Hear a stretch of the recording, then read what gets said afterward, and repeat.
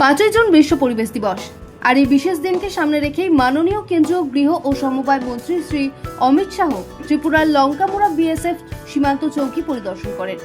পাশাপাশি সেখানে পরিবেশ দিবস উপলক্ষে গাছের চারাও রোপণ করেন।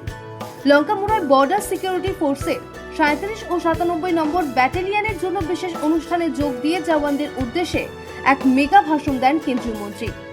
সীমান্তের সুরক্ষার পাশাপাশি পরিবেশের ভারসাম্য বজায় রাখার উপর বিশেষ জোর দিয়ে স্বরাষ্ট্রমন্ত্রী বলেন, কার্বন ডাই অক্সাইডের মতো বিষাক্ত গ্যাসের কারণে ওজোন স্তরে বড় ছিদ্র তৈরি হয়েছে, যা পৃথিবীর তাপমাত্রা বাড়িয়ে তুলছে। আর এর একমাত্র স্থায়ী সমাধান হলো বৃক্ষরোপণ।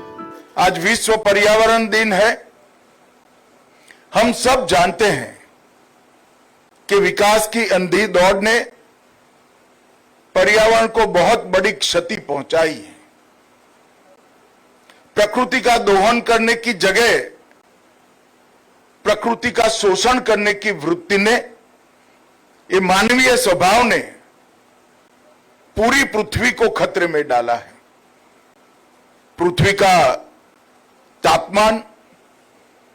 तापमान के बदलने के कारण जलवायु परिवर्तन और ओजोन के लेयर के बीच में पड़े बड़े बड़े छिद्र ये पृथ्वी को जीने लायक नहीं छोड़ेंगे अगर हम आज जागरूक होकर इसकी क्षति की परिपूर्ति की दिशा में काम नहीं करते। অনুষ্ঠানে মঞ্চ থেকে জওয়ানদের আবাসন এবং কোয়ার্টার গার্ড চত্বরে লোকার্পণ ও শিলান্যাস করে কেন্দ্রীয় স্বরাষ্ট্রমন্ত্রী পরিবেশ রক্ষাকে কেবল আইনি বা প্রাতিষ্ঠানিক কর্তব্যের মধ্যে সীমাবদ্ধ না রেখে একে সামাজিক আন্দোলনের রূপ দেওয়ার আহ্বান জানান অমিত শাহ। দেশের সুরক্ষায় বিএসএফ এর ত্যাগকে কর্নিশ জানিয়ে এবং গাছ লাগানোর প্রয়োজনীয়তা উল্লেখ করে তিনি জওয়ানদের উদ্দেশ্যে বলেন, গাছ আমাদের সীমান্ত রক্ষা করে।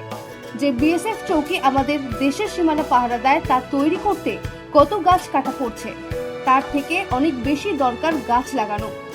পরিবেশ ও দেশের সুরক্ষাকে এক সুতোয় বেঁধে স্বরাষ্ট্রমন্ত্রীর এই বার্তা জওয়ানদের পাশাপাশি আমজনতাকেও বিশেষভাবে অনুপ্রাণিত করেছে।